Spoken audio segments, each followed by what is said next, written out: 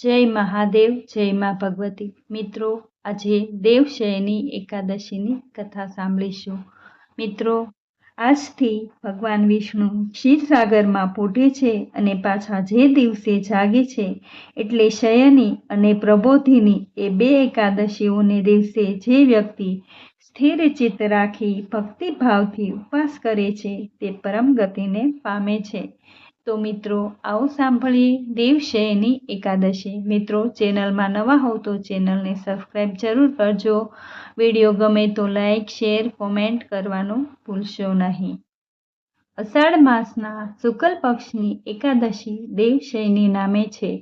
તેના અધિષ્ઠાતા દેવ વામનજી છે. તેમનું કમલા નામની પત્નીની સાથે અઘેડાના પુષ્પોથી પૂજન કરવું, નૈવેદ્યમાં પૂરણપોળી આપે અને અધર્યમાં શ્રીફળ આપે.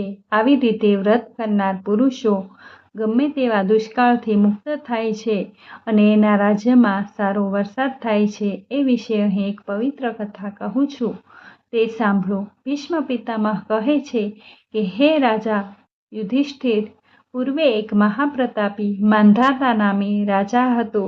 તે અતિ ધર્મપારાયણ હતો. દેવ, બ્રાહ્મણ, અતિથિ, ગાયોનો સેવક હતો. તેની પ્રજા પણ અતિ ધર્મપારાયણ હતી. તેના રાજ્યમાં પાપ કર્મ કરનાર કોઈ પણ નહોતો. તેથી તેના રાજ્યમાં કોઈ વર્ષે પણ દુષ્કાળ તો પડતો જ નહીં. તેથી તેના દેશ ધન ધાન્ય આદિ સમૃદ્ધિથી પૂર્ણ હતો. છતાં પણ તેના રાજ્યમાં કોઈ સમયે અતિ ભયંકર 3 દુષ્કાળ ઉપરાઉપરી પડ્યા.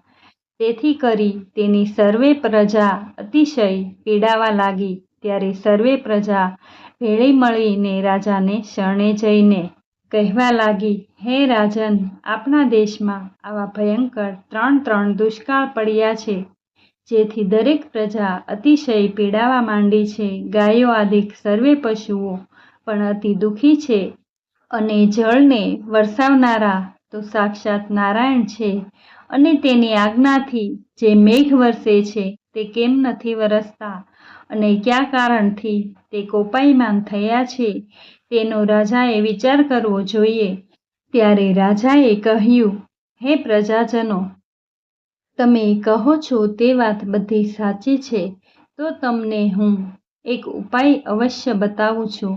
પછી એ રાજા અશ્વ ઉપર બેસી જંગલમાં આમ તેમ ફરવા લાગ્યો. પછી ફરતા ફરતા એ વનમાં એક આશ્રમ જોવામાં આવ્યું. તેમાં બ્રહ્માના પુત્ર અંગિરા મુનિ તપ કરતા હતા. તેની પાસે જઈને 2 હાથ જોડીને પગે લાગ્યો. ત્યારે ઋષિએ પૂછ્યું, તમે કોણ છો? ત્યારે તેણે સર્વ વૃત્તાંત કહ્યું કે મારા રાજ્યમાં હંમેશા દુકાળ હોય છે અને દરેક પ્રજા ધર્મવાળી છે. કોઈ પણ પાપ કર્મ કરતું નથી. છતાં આજે 3 દુકાળ પડ્યા. તેણે કરી સર્વે પ્રજા અતિ દુઃખી છે. તેનું શું કારણ છે અને તેનો ઉપાય શું કરવો? ત્યારે મુનિએ પોતાના હૃદયમાં ભગવાનનું ધ્યાન ધરીને વિચાર કરીને કહ્યું, જે એનું કારણ તો એ છે કે તપ કરવાનો અધિકાર તો બ્રાહ્મણોને જ હોય છે. છતાં તારા રાજ્યમાં એક શૂદ્ર તપચર્યા કરે છે. તેને કારણે તારા રાજ્યમાં વરસાદ વરસતો નથી. માટે તમે પ્રજાએ સહિત અષાઢ માસના શુક્લ પક્ષની પદ્મા એકાદશી, જેને દેવશયની એકાદશી કહેવાય છે, તે સર્વ પાપોનો નાશ કરનારી છે અને તે દિવસથી ભગવાન શયન કરે છે. માટે એ પદ્મા એકાદશીનું વ્રત તમે પ્રજા સહિત વિધિપૂર્વક કરો, તો જ તમે સર્વો પાપથી મુક્ત થશો અને તમારા રાજ્યમાં વરસાદ પણ આવશે. તો મિત્રો, આ હતી દેવશયની એકાદશીની કથા. કથાને લાઈક, શેર અને કોમેન્ટ કરવાનું ભૂલશો નહીં.